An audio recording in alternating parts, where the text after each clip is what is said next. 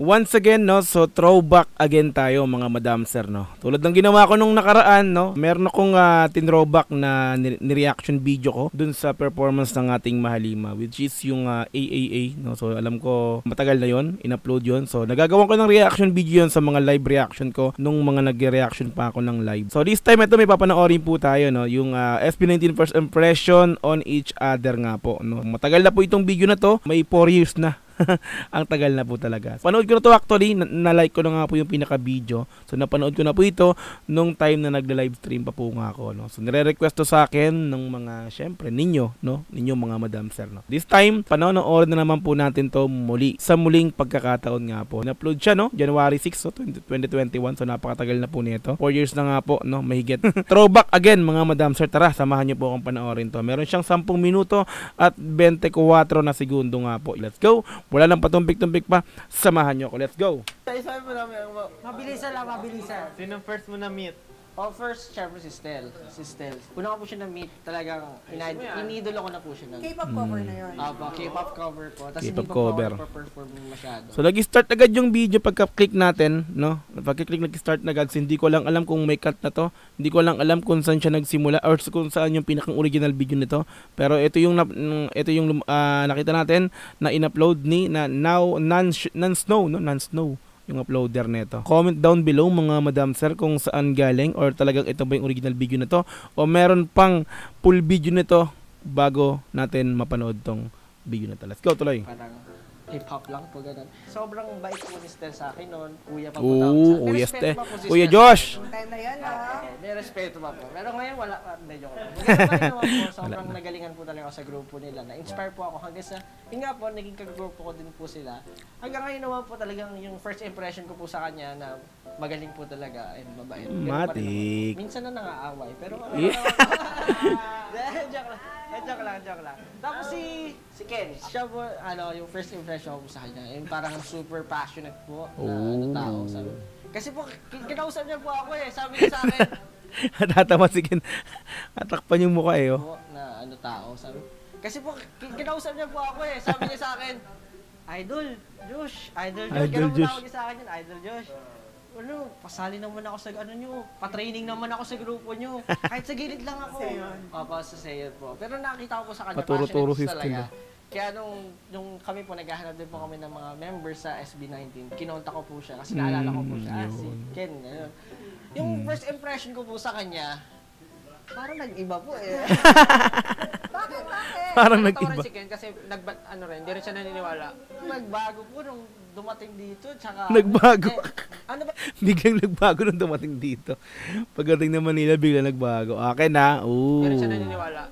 Nagbago po nung dumating dito, tsaka Hindi, ano ba rin naman po siya? Siguro, may mga nabawasan lang po yung pagiging, siguro yung pagkapursigido niya po. Kasi nalilate, ganyan po. Yung mga pero bumabalik na ngayon. Laglagan na to. Bago naman po siya. Siguro, nandun lang po siya sa point ng realizations niya sa buhay. Siyempre, ng mga time na yun. Maraming pinagdadaanan. Oo. Hindi, tsaka ganun. Okay lang naman yan. Oo.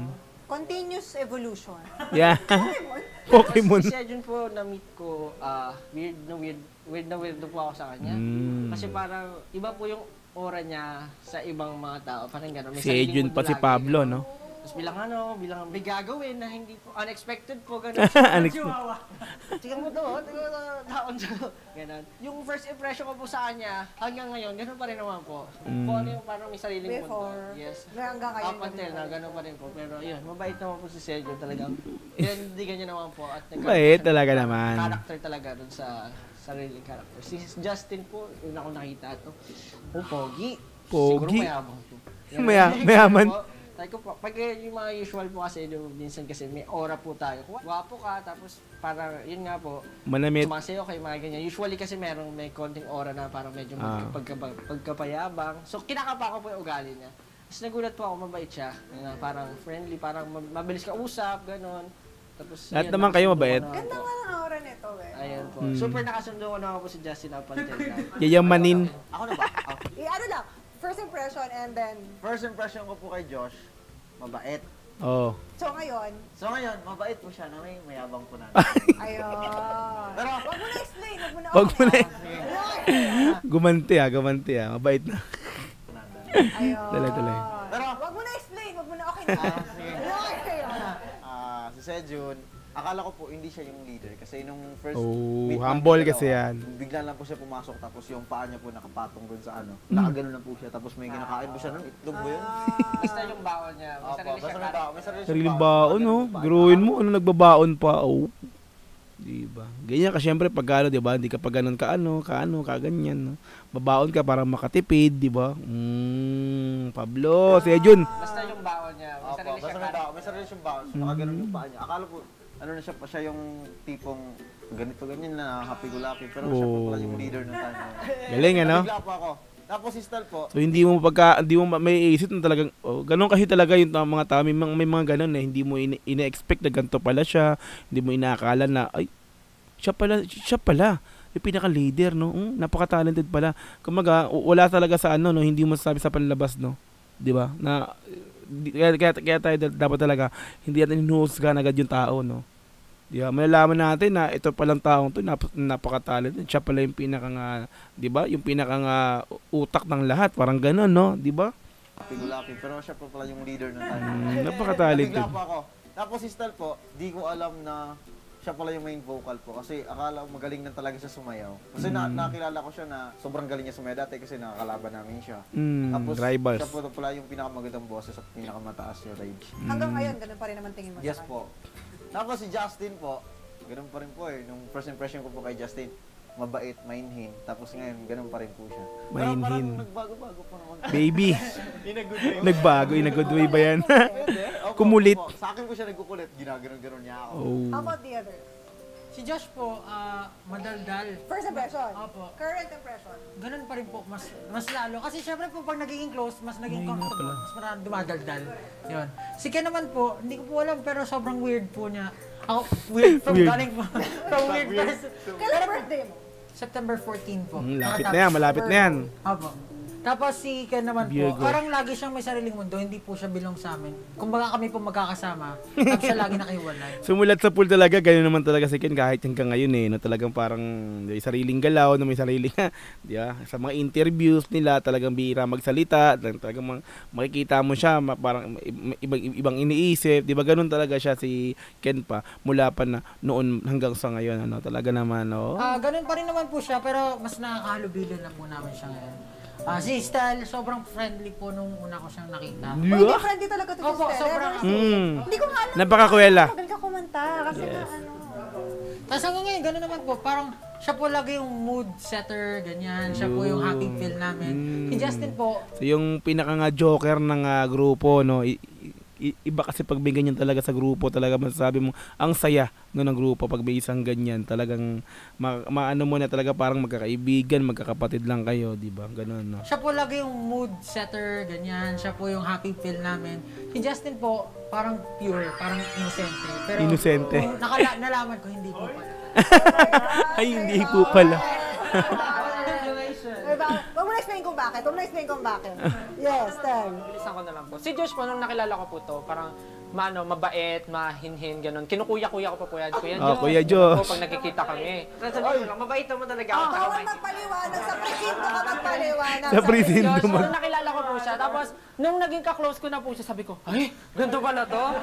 Sabi ko, ay, ganito pala? Pero ano naman po, like, Ang kulit naman eh. po, may sense Totoo naman. ano yung mga ganyan, no? Yung mga parang yung unang pagkakikita nyo, parang masasabi mo sa bawat isa na, alam mo ganito ka dati, ganyan. Parang ang saya lang ng ganyan, ng ganyan mga moments talaga, no?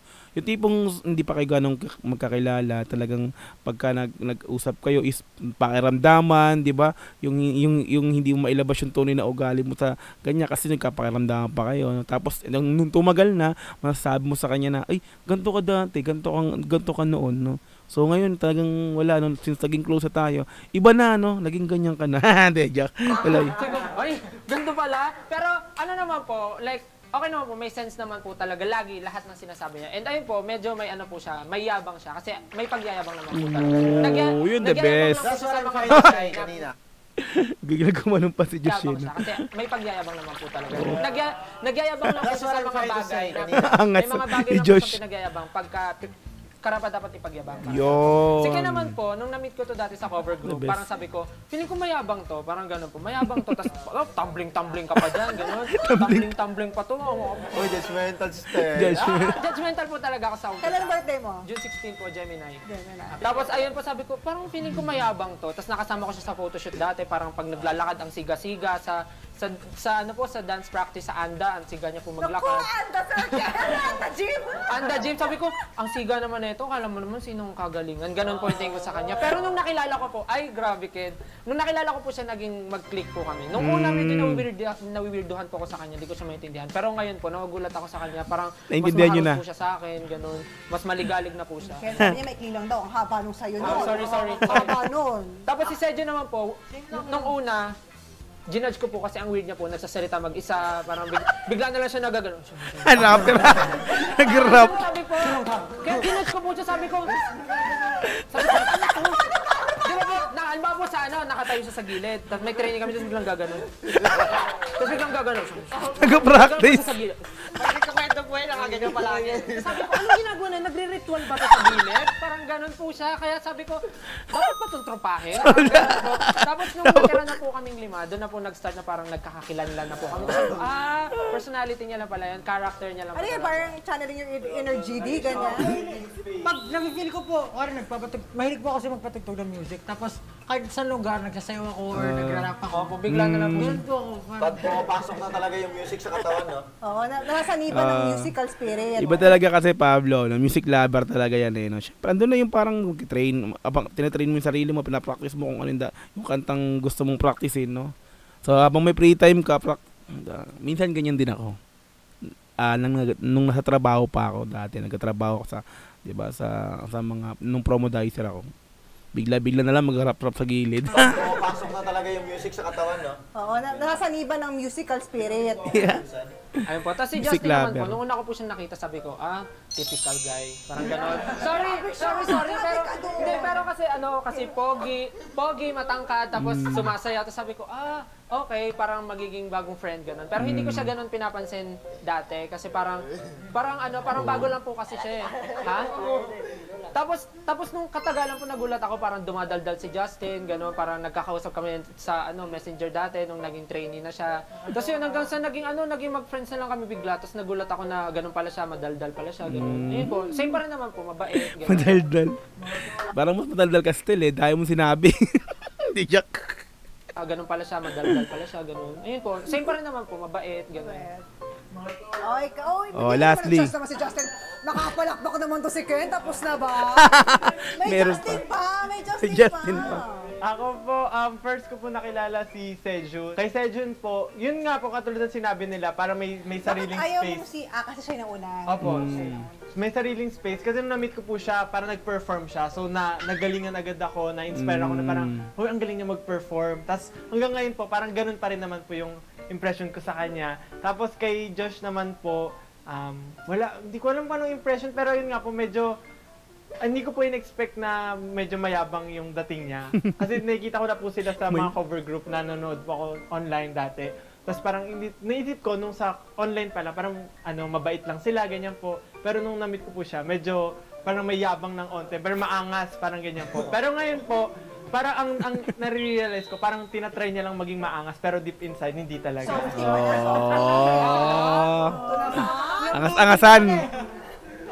Tapos po, kay Stel, parang ganun pa rin po, makwela, makakatawa. Kasi sa training po, may pwesto kami pag nagte-training, tapos katabi ko po siya lagi. Lagi po siya nagpapatawa. Kaya ako pumababaw yung kaligayahan ko. So, lagi lang tawa ng tawa sa kanya. Tas, magaling talaga magpatawa yan si Stel. Ganun pa rin siya. Nag-lay low lang ng onte. Panira pumalakbak. Ken, palakbak na. Tapos na, Ken. Okay. Si Ken, wala si Ken. Ay, hindi. Tapos na. Kay Ken Kay po. Ken pa. Kay Ken pa eh. Kay Ken po, first time ko lang po siya na-meet, galing siya sa probinsya, so hindi ko talaga siya maintindihan po. Parang Probinsyano. Kenkoy na may mayabang. Kenko, mayabang. Iba-iba po yung parang impression ko sa Because kanya. of his Kenkoy naman. accent. Opo, and pati po yung parang pananamit niya, actions, pati rin po yung pagsasalita niya. Umpisa pa lang, sabi niya siya pinakamagaling sa Oo, sabi niya po parang ganon. Tinanong siya ng teacher namin, sa tingin mo sino pinakamagaling sumayaw? Ako! Me. Ako po, sinabi ko po talaga. Ay, kung confident ka naman, bakit Yes hindi, po, di ba? ang galing ko po talaga. Ang galing. Exactly. So, hanggang ngayon, same naman. O, Matik paiba-iba lang. naman. Minsan mayabang, minsan kengkoy, tapos mayabang, kengkoy, ganyan, kung ano-ano po. O, palakpak na tayo. Totoo na talaga to. Totoo na talaga. Yan. Now, let's move on to Tapos na our... po. Okay, ay nakat na agad. Okay, yun no. So first impression ng bawat isa sa Mahalima, no? Ng bawat isa, no, ng Mahalima, no. So para sa akin, no, first impression ko sa kanila, ako mulat sa pool, nakilala ko sila. Lahat sila mababait. Yun lang. Yun na yun, yung para sa akin. So sabi ko, napaka-humble ng mga yan, di ba? Mababait, di ba? Down to earth. Mga dapat na nagyayabang pero hindi nagyayabang. Kumbaga may maipagyayabang, may karapatang magyabang pero hindi nagyayabang. Ganyan sila para sa akin, no? First impression ko 'yan sa kanila. 'Di ba? Yan, so mga madam sir, no. So maganda yung ganyan mga usapin, no. Kumbaga kumbaga na ilalabas nila yung talagang unang ulang naramdaman nila sa bawat pagkikita nila ng bawat isa. Syempre, yung grupo na yun, hindi naman yan magkakakilala nung pumasok nila nung naging SB19 sila, di ba? So may kanya-kanya silang mga galaw, di ba? Hindi naman sila yung magtropa na bago sila naging SB19, di ba? So yun. So hindi sila magkakakilala, kaya may mga ganun talaga, may mga first impression na ganun, no. So yun. So masaya, no? Di ba? So, ganyan ginagawa natin ngayon mga madam sir, no. So, tino-throwback natin yung mga dating videos nila, mga vlogs, no, mga updates sa kanila sa nung mga dating dati pa, no. So, ganun yung ginagawa ko ngayon.